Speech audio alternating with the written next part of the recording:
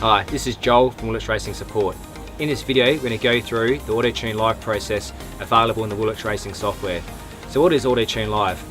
It's a process where we can efficiently map the IAP and TPS fuel all done on the dyno. Now this is to help out workshops to make the process much more efficient. So what's involved in the AutoTune process? Well, first off, we ride the motorcycle on the dyno, covering as many of the AIP and TPS cells as we can. We can then view that data live through the Woolich Racing software, which we'll have a look at later. And we look at the suggested changes, we apply the suggested changes, flash the ECU, and then repeat the process until we reach the target air-fuel ratio. So what do we need to do AutoTune Live? So you'll need the logbox to suit your bike, the Z-Tronics ZT3 with wideband O2, and the correct non-bike harness. So before we start the AutoTune Live process, a few things we must cover on the motorcycle beforehand. First off, the pair valve must be blocked off, the O2 sensor unplugged and disabled in the software, and also the bike must have no exhaust leaks, and the bike freshly serviced. Fresh oil, plugs, filter. This ensures the best results for the AutoTune Live process. Before we start the AutoTune Live process in the dyno, we must first open up a new bin file or a previously edited file. We then have to configure the fuel cylinder maps by going to Configuration, Unify Fuel Cylinder Maps, and maintaining the cylinder offset. We then go to Settings and go to Exhaust Gas Offsets. Here we input engine capacity, maximum engine RPM, header pipe diameter, and header pipe length. We then adjust our data filters, so when the data streams from engine data straight into AutoTune, we get the correct data. So here we have 70 degrees Celsius, so with the engine temperature up above 70 degrees, we'll have data flowing into the AutoTune Live process. We can also filter out certain values, which we can all adjust through the software. So next step, we start up the bike and then start engine data.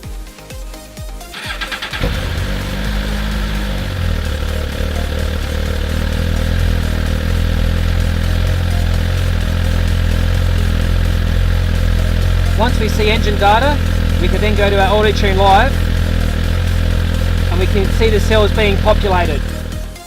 So we found the best way to tune the IAP mapping in the Woolich Racing software is by using speed loading. So by using this, you follow the green tracer around the software and then you use the speed loading within the dyno. As you increase the speed, you then adjust the throttle, which then populates the IAP cells.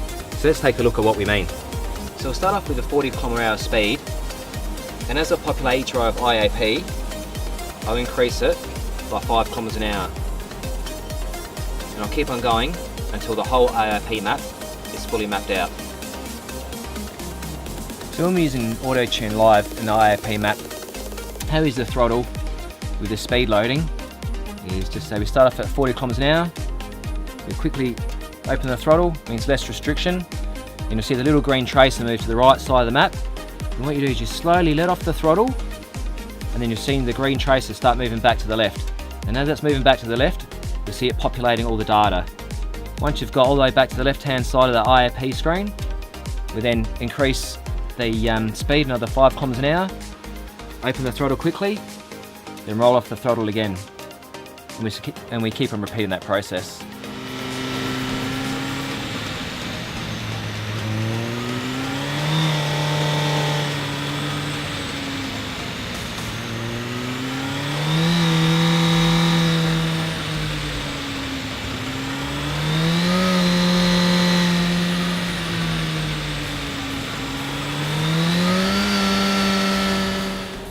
So we've just done our first pass of AutoTune Live in the IAP map.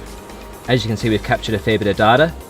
And if we want to accept that AutoTune map, we click on AutoTune Map, apply AutoTune, and now that map is being pasted into the IAP fuel map in the Woolich Racing software. We've ran through AutoTune about 3 or 4 times now, and we're pretty close to our target air-fuel ratio. Now, don't be too concerned if you're not hitting the exact targets. Just due to dynamics of the bike, you might be a little richer or a little leaner in some areas, So now we're going to get onto the TPS mapping.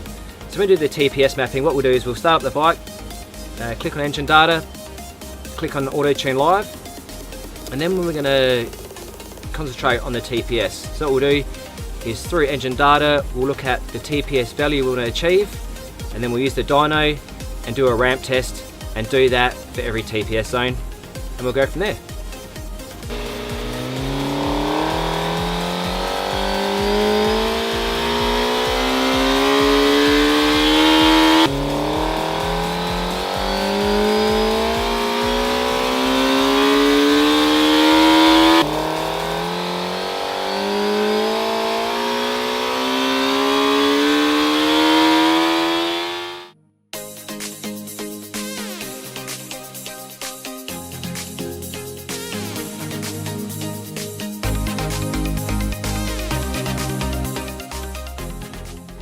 We've just finished the first pass of the AutoTune Live process in the TPS fuel maps.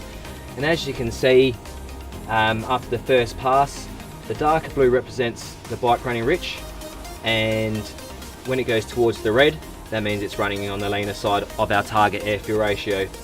So we'll repeat this process a few times until we achieve our target AFR. Now, for further information on AutoTune Live, you can go to the website at woolichracing.com and download the user guide from there.